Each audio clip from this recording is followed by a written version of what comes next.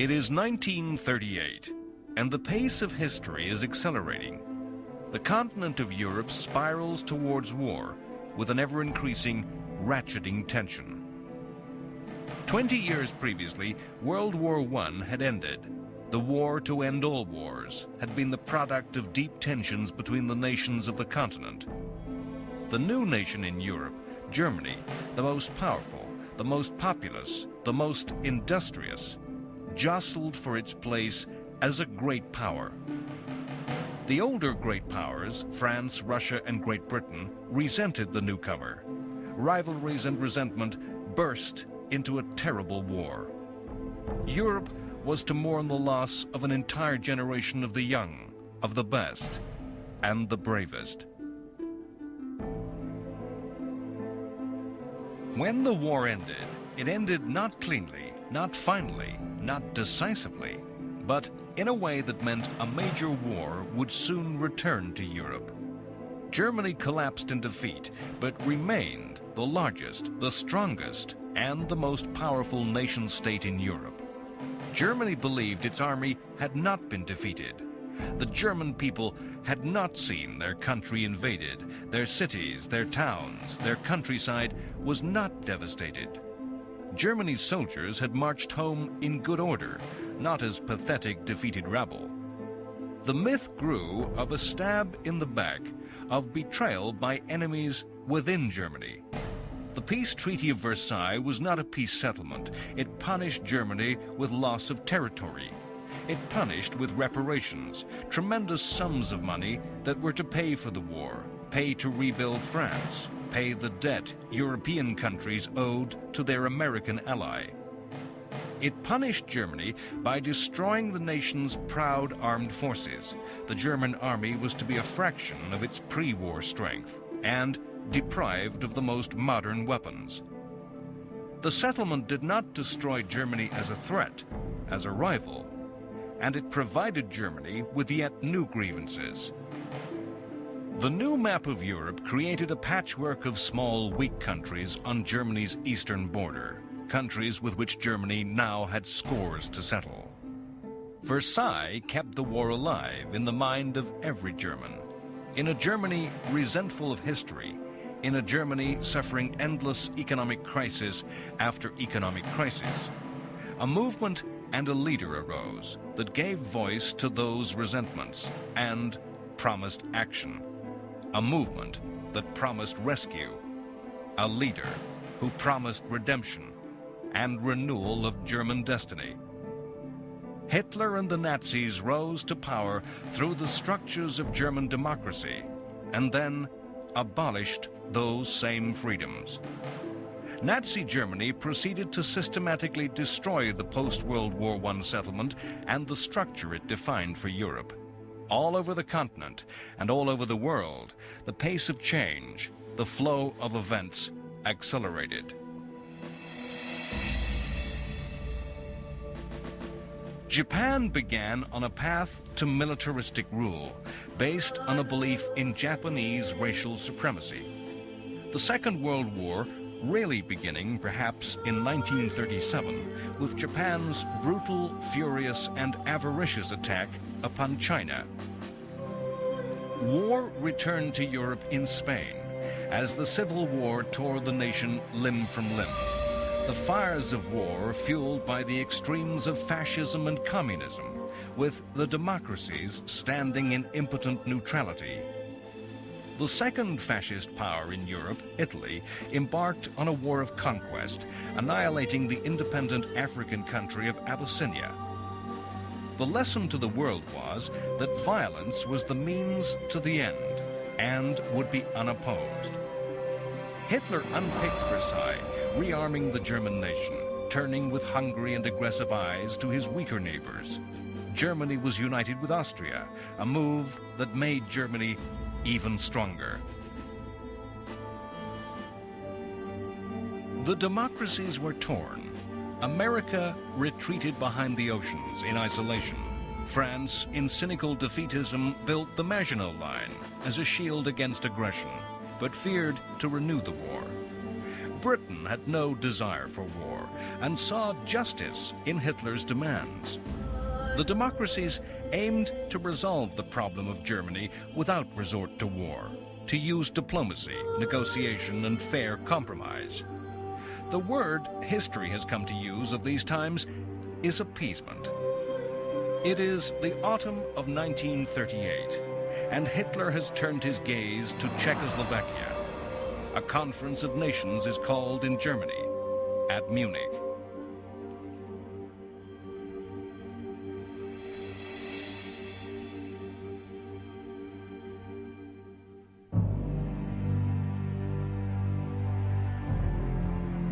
After the Anschluss, all of Europe knew that something else was going to happen, and knew that Czechoslovakia was going to be that something else. In October 1938, the leaders of the great powers of Europe gathered at Munich in Germany for what was perhaps the first modern summit meeting. But this was no stately diplomatic conference held in a palace. The leaders flew to a conference held before the newsreel cameras of the world under the gaze of the public eye. The leaders speaking sound bites for the media. When I come back, I hope I may be able to say, as Hotspur says in Henry IV, out of this little danger, we pluck this flower safely. They met to resolve the problem of Czechoslovakia. Czechoslovakia was a democratic state, a state allied to the French. Czechoslovakia was a thorn in the side of Hitler's state, physically thrusting into the right, politically challenging both the ideas and beliefs of Nazism. Czechoslovakia was an isolated state, with Germany between her and her French ally, and surrounded by states that were unfriendly. If the conference failed, if Hitler and the Nazis chose to act against Czechoslovakia, there could be no half measures on the part of Britain and France, no sanctions that would help, no supply of arms. To protect Czechoslovakia from Nazi aggression would need full general war in Europe.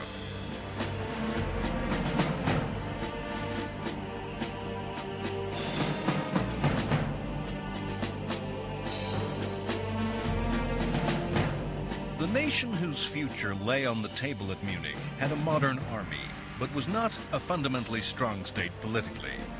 Czechoslovakia was not a state of Czechs. The modern democratic society contained minorities of Slovaks and Hungarians, and, above all, Germans, the Sudeten Germans, a 3 million strong minority living in the areas adjacent to Germany. The Austrian Anschluss set these people afire with excitement.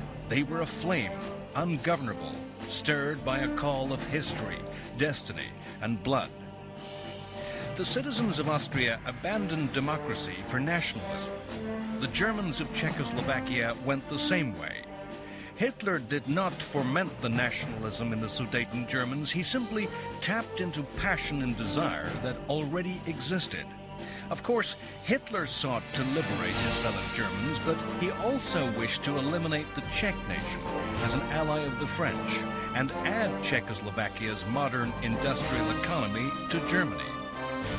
As the leaders gathered, both sides had differing goals. Both Hitler and Czech President Beneš wanted matters brought to a head.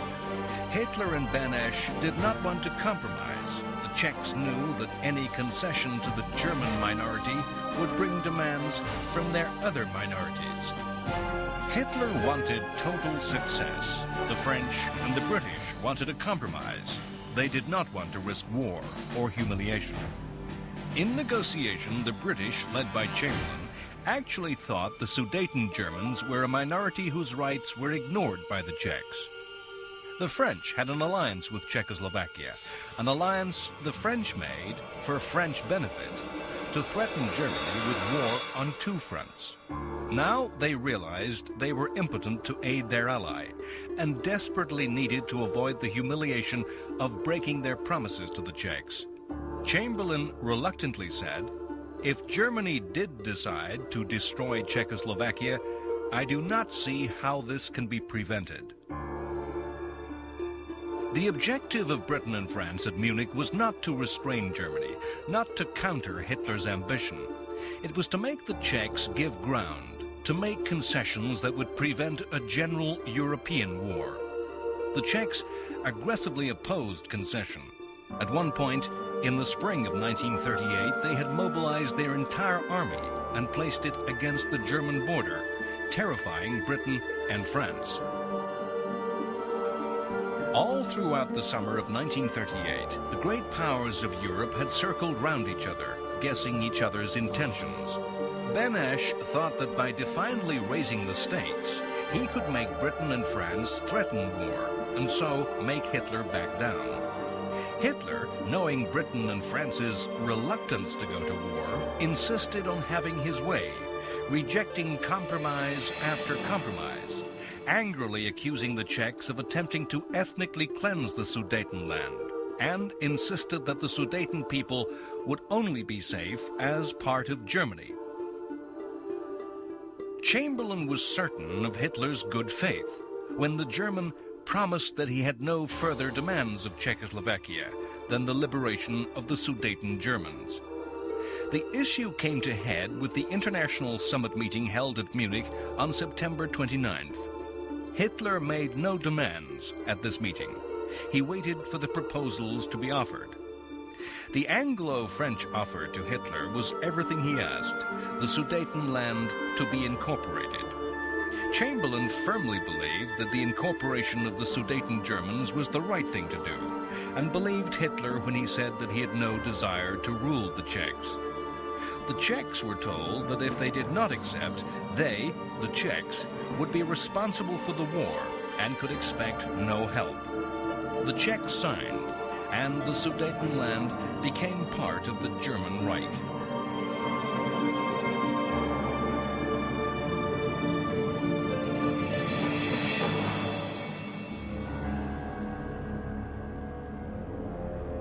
Many years later, as the war ended, President Benesch was to look at Prague as a city that had remained intact throughout the war. Benesch said, "Is it not beautiful? The only city in Central Europe not destroyed, and all my doing." The Munich Conference is regarded in history as the definitive appeasement and has made that word synonymous with betrayal. Yet, as we judge with the benefit of history, would we have gone to war? Or would we have seen, as did Chamberlain, principle and fairness coming together with expediency? Perhaps the words for which the Munich crisis is most remembered are not those of the agreement reached over Czechoslovakia. When that agreement had been made, Chamberlain requested another meeting with Hitler. He presented Hitler with the draft of a statement. "We are resolved that the method of consultation shall be the method adopted to deal with any other questions that may concern our two countries. We are determined to continue our efforts to remove possible sources of difference and thus assure the peace of Europe." Hitler happily and enthusiastically signed. It was this piece of paper that Chamberlain proudly waved to the crowds in London. It was of this that he was to say, "This is the second time that there has come back from Germany peace with honor. I believe it is peace for our time." If the French and British leaders had betrayed the Czechs, if they had foolishly given in to Hitler's lies, it was a betrayal that was welcomed. It was a set of lies that the populations of both democracies believed. In the streets of London and Paris, crowds reveled in the news that war was not to return to Europe. In the Sudetenland, the German population equally enthusiastically welcomed the advancing and occupying forces of the Third Reich. The democracies thought Munich a new Versailles, an epoch-making event that would establish a new order in Europe, a new system of security and peace throughout the continent. A settlement that killed Versailles for good, removing the tensions, the mistrust and the resentment, replacing a European order directed at Germany and German ambitions with one that was based upon fairness and justice. Hindsight, knowledge of what follows, makes us see the whole affair as a fraud. The events at Munich were logical. They followed on from events which had gone on before. The French had abandoned each clause of Versailles without a fight. The French did not fear military defeat. They had absolute faith in the Maginot Line.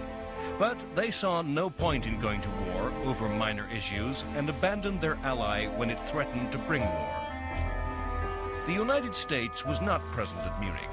In later years, America would congratulate itself at having had no part in the affair and condemn the other democracies. The lesson America drew in the medium term, when Munich went quickly sour, was that they should withdraw even more from world affairs. Yet Roosevelt's words on the agreement made by Chamberlain were simple: good man. It's a pointless speculation to wonder what if America had lent its weight to the cause of democracy at Munich. The Russians resolved that Britain and France could not be trusted as allies against Nazism, and that the USSR should seek an understanding with Hitler. Britain worked from a moral position.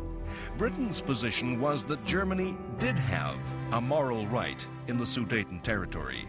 They saw the Europe that Munich created as a safer, more stable place. Once the authority of the Czech government was broken by the transfer of the Sudetenland, the state of Czechoslovakia fell apart along its own fracture lines. The Slovak minority came up with its own demands for independence and autonomy. The Nazis supported and patronized the Slovaks. The Czech government in Prague proposed occupying Slovakia with troops. Hitler promptly recognized the independence of Slovakia. The Czech state was destroyed, unviable. Hitler summoned President Hácha, Beneš's successor, and instructed him to sign away the independence of Bohemia, the rump of Czech lands, which on March 15, 1939, became a German protectorate. Britain's government did not see the German occupation of Prague as a break in the new order, supposedly established at Munich. As German troops brought Nazi rule to the Czechs, the British government held that the events simply proved that the Czech state was unviable, fractured by nationalities, and that Europe was made a safer place by its absence. Where the events really shifted, where history took a new path, was in a groundswell of public opinion. Perhaps in reaction to the joy of Munich, British attitudes in the streets, the views of ordinary people changed. Hitler would never be trusted again. The British media turned against appeasement and called for Hitler to be opposed. If we seek a pattern, a rationale for the way history unfolded in the 1930s, we can see that all Hitler's ambitions looked to the east, not to the west.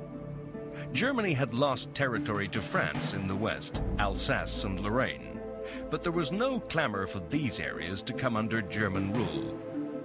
In the south, Germans lived in Italy, but there was no demand for a return of these lands. There was no call for southern Germans to return to the homeland. All the avarice, all the ambition was directed east to Austria and Czechoslovakia. Hitler believed it to be the destiny of the German people to expand eastward. The peculiar Nazi view of the world envisaged a future world that was largely agricultural, and saw a German Aryan territory spreading out eastwards into living space, Lebensraum. This spreading of Germany would displace other peoples. Hitler saw this expansion as eastward into the vast spaces of Russia and the Ukraine.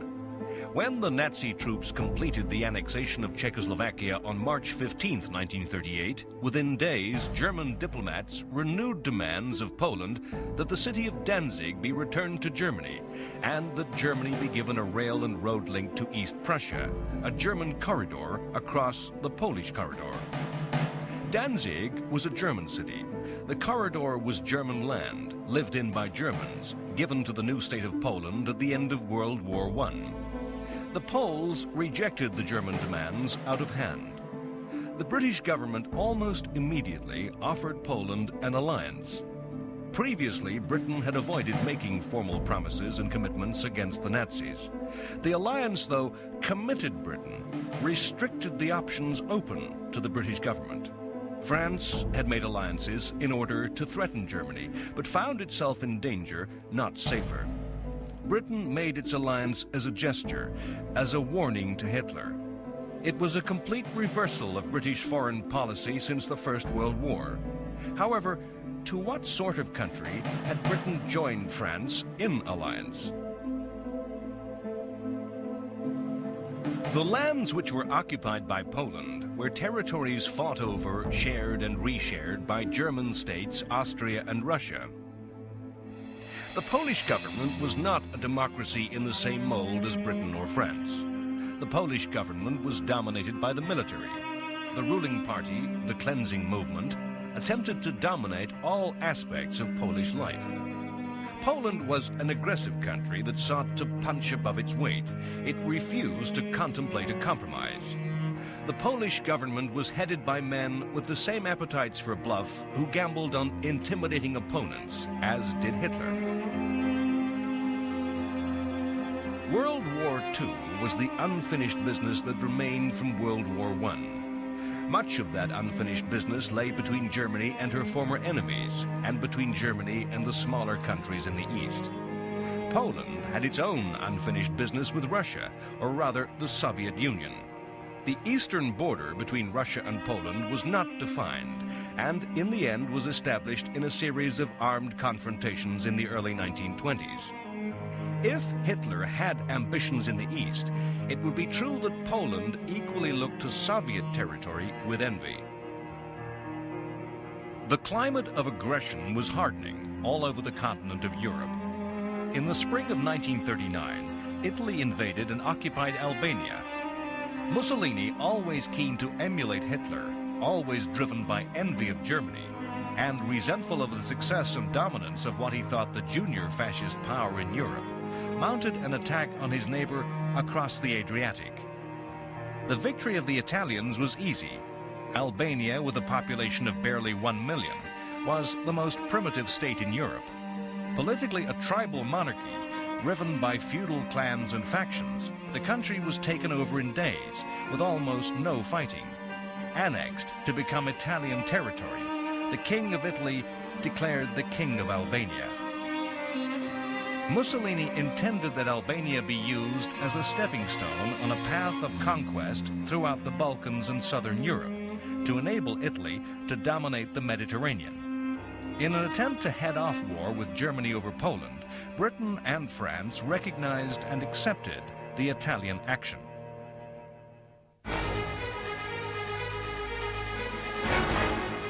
In the steps to war in these last months of peace, the Soviet Union, so distant and removed from much of European affairs throughout the decade, became increasingly involved. If Hitler was the prime mover of war, the originator of the events that impelled the continent to conflict, it was Stalin that opened the door for Hitler to walk to war. With the conflict over the Polish corridor in Danzig, Hitler's aggression and ambition finally began to impinge on Stalin and the Soviet Union. Britain and France saw the Soviet Union as the key to deterring war against Hitler. British Prime Minister Chamberlain and French Premier Daladier knew that if Hitler chose to fight in Poland, their alliances with Poland would be of little practical help. Poland was as isolated as had been Czechoslovakia. They could not move forces into Polish territory. They could only threaten war from the west. Hitler might once more play a game of dare with Britain and France, challenging them to start general European war in order to save a faraway country whom they could not directly help. Britain and France knew that the Soviet Union could directly help Poland, and so war be averted. But Poland saw the Russians as bad, if not worse, than Hitler. They rejected any move that would bring Soviet troops into their territory. The Poles thought that the Red Army, once inside Poland, would never leave, and there was no inducement, no incentive that Britain and France could offer. Too often, histories use the language of the gambler in describing the actions of leaders. In Hitler's case, nothing could be truer. With the benefit of history, it is hard for us to remember that the leaders of all the powers in 1939 had little idea of what each other thought, to tell what we today call spin, propaganda, from what was truth. All through the summer of 1939, Hitler was involved in negotiations with Stalin. The negotiations were about nothing, were going nowhere. Neither Hitler or Stalin would say what they wanted. Both mistrusted each other. Both knew they represented political systems which were incompatible and could not coexist in peace. Then Hitler gambled. He revealed his ambition to attack the Poles and offered Stalin half of Poland. Stalin picked up the offer. Stalin was obsessed with territory and saw the extension of his border westward as a resolution of old scores and, in his paranoia, an insurance against invasion. A non-aggression pact was signed between German Foreign Minister Ribbentrop and his Soviet equal Molotov on August 22nd. This news shocked the world, and at a stroke all strategies of the British and the French were in ruins. No one knew of the secret clauses built into the pact that in the event of war between Poland and Germany, the USSR would attack in the east and take the eastern half of the Polish nation. Poland was falsely confident. It knew nothing of the secret agreement. Poland thought that Britain and France would attack in the west, causing Hitler to split his forces. In fact, when war broke out, the French did nothing and sat behind the Maginot Line, making small attacks, slowly mobilizing, calling up strength.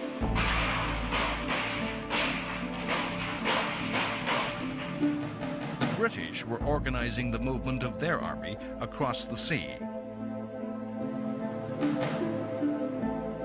Hitler gambled the French would not act in time and stripped the West of troops to bring overwhelming strength against the Poles.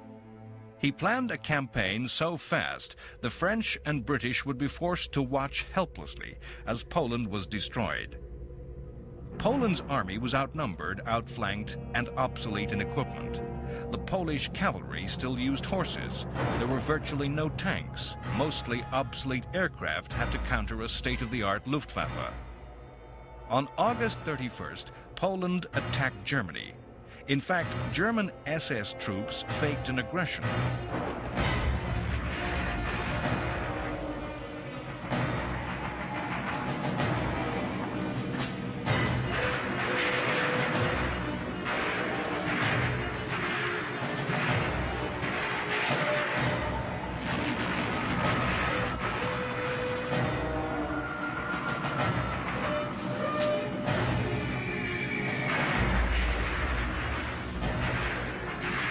By the end of the next day, the Polish Air Force had been destroyed and the German army was deep into Poland. On September 3rd, France and Britain demanded Germany withdraw from Poland. War broke out, and British Prime Minister Chamberlain made an announcement that revealed a bitter disappointment that he had failed to prevent war from returning to Europe. I am speaking to you from the Cabinet Room at 10 Downing Street.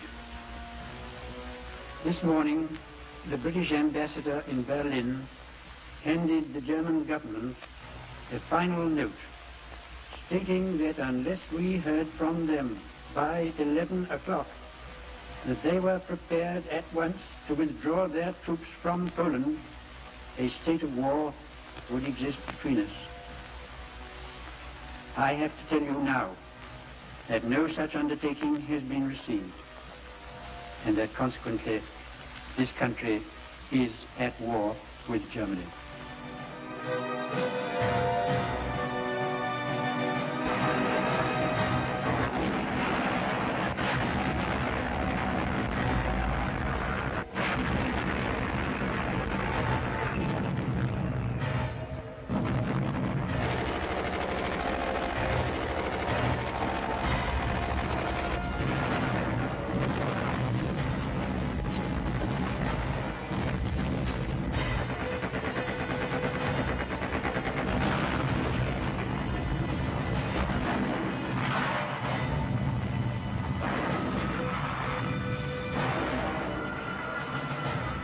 The attack on Poland saw the first use of blitzkrieg by the Germans, a new type of war, using rapidly moving, all-mechanized and armored columns, with coordinated air support smashing through and around slow-moving, old-fashioned Polish forces. The Polish army were rapidly surrounded and cut off. The myth of the war is of Polish cavalry charging tanks, yet military theorists in many countries, including Britain and France, believed that horse soldiers were seriously capable of defeating armor. Britain and France ignored the lessons of Poland.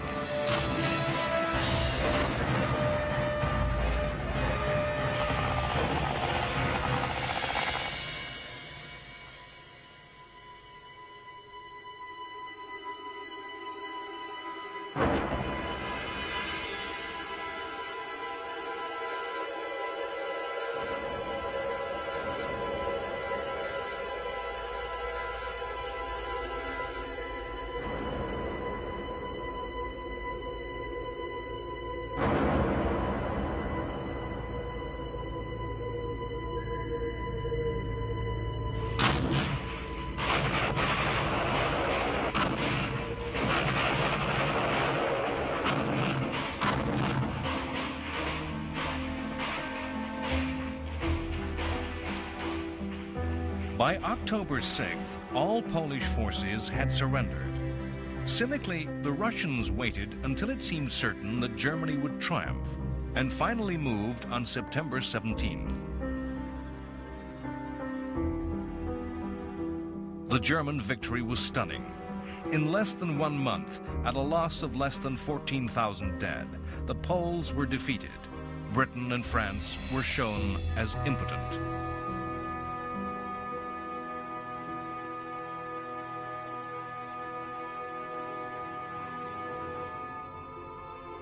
In the United States, President Roosevelt induced Congress to repeal an arms embargo, but the supply of arms was limited to cash and carry.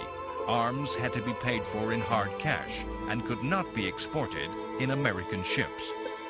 American public opinion was anti-Nazi and suspicious and fearful of Japanese ambitions in the Pacific, yet equally anti-war, the feeling of the ordinary American mirrored by the majority of Americans in public life. Charles Lindbergh, aviator and national hero, was an outspoken opponent of America having anything to do with a European war. America quietly hoped that Britain and France would somehow contain the Nazis and that some compromise could be worked out with Japan. In the tangle of events spreading out from Hitler's decision to attack was a single-page letter from Albert Einstein to Franklin Roosevelt. Einstein, the most eminent scientist of his day, German and Jewish, a refugee from Nazism, was the only scientist who could write directly to the president and be taken seriously. Einstein warned Roosevelt of Germany's plans to investigate the military uses of uranium, of the newly discovered atomic energy. He warned that in taking over Czechoslovakia, Germany had secured a rich uranium mine. This single letter was to bear fruit 5 years later over the Japanese cities of Hiroshima and Nagasaki. Germany's ally Italy stayed out of the war, remaining neutral. In March 1939, Italy and Germany had finally made a formal alliance, what Mussolini grandiosely called the Pact of Steel. The pact declared that either country was to come to the aid of the other if attacked, and gave Italy a free hand to direct strategy in the Mediterranean. As the pact was put into writing, the Italians signed on the verbal understanding that war would not come until 1943. It is a fact of history commonly lost that the pre-war relationship between Italy and Germany was not strong. Mussolini resented Hitler. The Germans thought Italy's imperial adventures ill-advised. Hitler had hoped that a war might start between Italy and France alone, which might distract and weaken France. The British and the French hoped from time to time to prize Italy and Germany apart. The two dictatorships had differences over the Anschluss with Austria. Had Mussolini offered an alliance to the democracies, they would have accepted. Hitler and Mussolini did come to have a strong personal regard for each other, but this was not something shared by the respective military and naval commanders, nor by the ordinary Italian and German. Italy's strategic interests lay in expansion and control of the Mediterranean, the Lebensraum of the Italians, what Mussolini referred to as Mare Nostrum, our sea. War came as a surprise, the pace of events overtaking world leaders. No country on either side was ready to fight in 1939, and all were taken unawares by the outbreak of war. Germany worked to a long-term plan. Hitler had come to power in 1933 and looked for a period of 10 years before rearmament was complete and the Austrian and Czech territories absorbed. Italy was not ready for war and saw in the Pact of Steel a guarantee of 5 years' peace. With the British and French declaration of war, the fighting spread across the world. Both countries were the center of worldwide empires. Britain was to call upon soldiers from Australia, New Zealand, Canada, and South Africa, the Dominions, self-governing members of Britain's family. These countries willingly and unhesitatingly declared war on Germany at the same time as Great Britain. From the colonies of the empire, Britain was to summon Indian, African, and Caribbean soldiers. French forces contained soldiers from Africa and Indochina. Presciently, some of France's toughest fighters were from Vietnam. The first week of the war did in fact see a French offensive in the west, remarkable in the fact that its effect was so limited. Small numbers of French soldiers pushed 8 kilometers inside Germany to within sight of the Siegfried Line, a line of German fortifications, the match of the Maginot Line. And there they stopped. The professional predictors and theorists, men who look into the future and attempt to foretell the future wars, often fail to see accurately, misreading the lessons of the past. In the summer and late autumn of 1939, much of Europe lived in a state of febrile panic, fearing attack from the air with bomb and poison gas. Futuristic theories of war predicted mass aerial assaults on the city centers. It was commonly held that no defense was possible against attack by bombers. Everywhere shelters were dug. Sandbags were piled around the doors and windows of shops and public buildings. The people of Britain had been issued with 38 million gas masks. No citizen was meant to be without his mask at any time. This was a time when the life of the civilian descended into black comedy and farce. The distinctive cardboard boxes and bags in which the gas mask was carried was too often turned into a useful shoulder bag and contained a worker's lunch. A market in sandbags developed, with speculators having bought up supplies in advance of war. New ranks of officialdom appeared. Air raid wardens patrolled the streets. They were to warn of gas attack by using children's rattles. They enforced a strict blackout at night, ensuring no light showed that could guide enemy aircraft. An immediate reaction to the outbreak of war and the fear that aerial attack was imminent was the mass evacuation of children from cities to safe areas. By the evening of September 3rd, nearly 1.5 million children, mothers of infants and pregnant women, had been moved to safety. In fact, fear of reprisals by chemical weapons meant that neither side in Europe was to risk their use at any time in the war. Britain and France, although having done all they could to avoid conflict, were in fact able to look to a coming war with confidence, not with fear. The subsequent history, collapse and rout that filled the following years clouds our judgment to the fact that as Britain and France mobilized, called up their reserves, marshaled and equipped their troops, the numbers made war in 1939 appear a risky undertaking for Germany. If the leaders of Britain and France laid out their relative strengths on paper, they could sleep easily. Counting the armies already in the field, Britain and France could more than match Germany's strength when fully mobilized, with all reserves called up. Britain and France combined could count on a total of 3 million to Germany's 2.5 million. Even though Poland's 2 million strong army had crumbled and Germany could now bring all its strength to the Western Front, Britain and France could feel confident. The British Royal Air Force and the French Air Force combined were the equal in number to the Luftwaffe. Of course, Britain liked to see itself traditionally as a great naval power. The concept of the alliance with France was that the Royal Navy would impose a naval blockade upon Germany, while the bulk of the fighting on land was to be performed by the French army. The Royal Navy was then the largest in the world. The British Navy's core of decisive weapons were 15 large armored battleships and battle cruisers, 7 aircraft carriers, and over 50 submarines.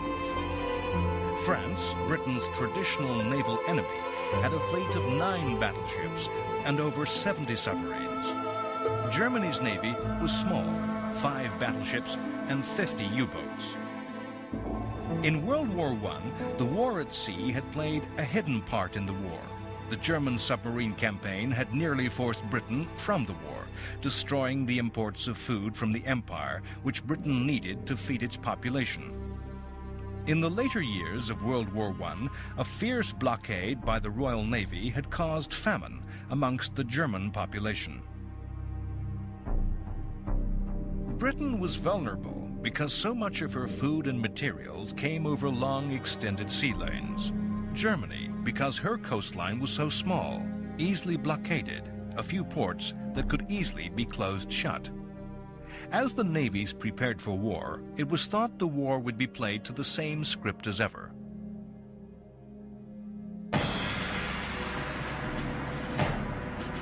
The pride of navies everywhere was the battle fleet, a fleet of large, fast, heavily armored and heavily gunned battleships.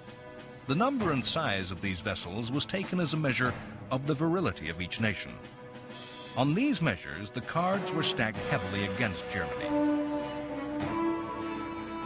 In World War I, the battle fleets of Britain and Germany had met for only a few hours. No lesson had been learnt as to the value of the big gun ship.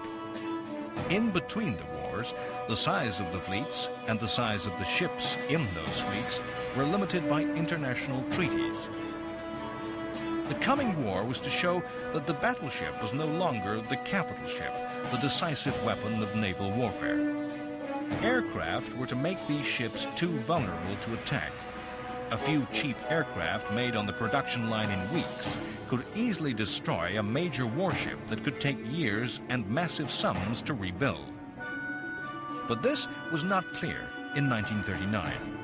Only some navies realized the true value of aircraft and the aircraft carrier. In the long-term plans of Germany, a series of large warships, such as the Bismarck, were built to threaten Britain. Aircraft carriers were built for some future war against the USA.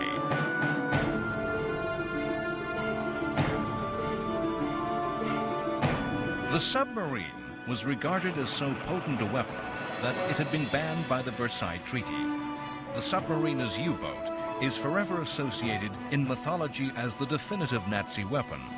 Yet, as with all navies, the submariner was regarded as a second-class sailor by big ship admirals and had to face a struggle to establish their worth. In 1939, as war broke out, the British Navy was placed by Chamberlain in the hands of Winston Churchill as the grandly titled First Lord of the Admiralty. Amazingly, Churchill had held the same job in the First World War. Churchill had been the sternest critic of the government in the pre-war years as a maverick in the political wilderness, calling for more arms and a military response to Hitler. Churchill had lost office in World War I through strategic adventure, impulsive, wild schemes, particularly in Turkey, that had cost many thousands of lives in a failed operation. Returning to office, these traits re-emerged. He showed tremendous energy in organizing and preparing the British Navy for war, but a series of wild schemes began to emerge. again to draw Turkey into the war, to incredibly place mines in Germany's rivers, to attack neutral shipping and ports, particularly those of Norway and Sweden, who were supplying important raw materials to Germany. Early on, in taking office, Churchill received a personal letter from American President Roosevelt. Roosevelt invited Churchill to keep me in touch personally with anything you want me to know about.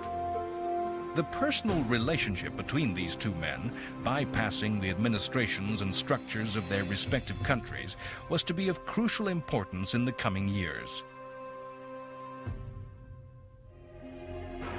As the Poles succumbed to defeat and occupation, Hitler offered Britain and France peace. He claimed to have no quarrel with France and desired active friendship with Britain. He called the war in the West a senseless waste of life and proposed a conference of the great powers that would create a new system of peace and security. He was rejected. We are so used to the story of World War, a globally consuming conflict that spread across the world, that the fact is lost that in 1939 the war was comparably small and could be reasonably assumed to be soluble. In Europe, in October 1939, Britain and France were at war, as were Britain and France's overseas colonies. Germany was at war. Poland, an occupied, defeated country, sliced up and lost. The Balkans were at peace. Some were pro-German, like Romania and Hungary. Some were pro-British, like Yugoslavia and Greece. Italy, Germany's ally, remained neutral. Spain, a supposed fascist power, was neutral. Belgium and the Netherlands were neutral. All of Scandinavia was neutral, yet were key suppliers of raw materials to the Nazis. Soviet Russia trusted implicitly in the new relationship with Nazi Germany and believed itself safe from attack and was neutral. America was neutral. Far away in China, another set of tensions and envy, not related to Europe's problems, had brought a savage war that had been raging for 2 years. These wars were yet to join up into a world war. In Poland, a new order rapidly came into force. The map was redrawn. The Soviet Union moved west, Germany moved east. In holy Polish lands, those occupied by Germany and Russia, a fearful night of occupation descended. Soviet forces imposed a communist rule. All those prominent in the old regime disappeared. Over 4,000 of Poland's army officers died in a bloody massacre by the Soviets. In German-occupied Poland, a brutal regime lay across the land. Nazism's racial theories held the Poles as subhuman. Poland's large Jewish communities became the victims of the Einsatzgruppen, special SS squads designed to solve the Jewish problem.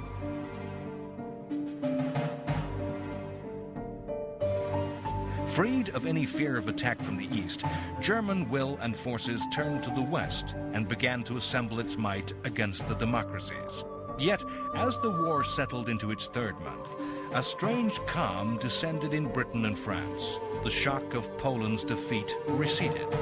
The aerial devastation by gas and bomb did not materialize. History was to name this period with supreme irony as the Phony War. Next time on World War II, The Complete History. The war is fought in remote and distant places. At sea, huge ships engage in conflict.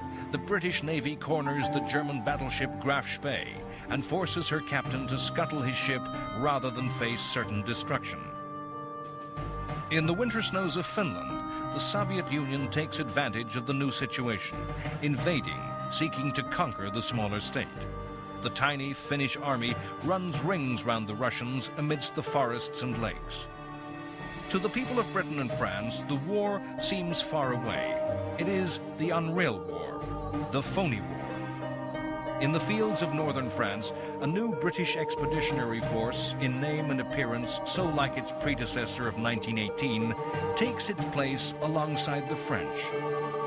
It is the army that fought the Somme, Ypres and Passchendaele, reborn.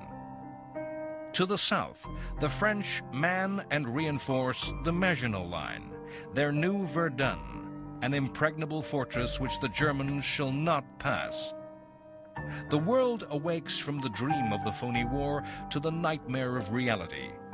A bold strategic occupation of Norway brings Britain and France into direct contact with German forces for the first time.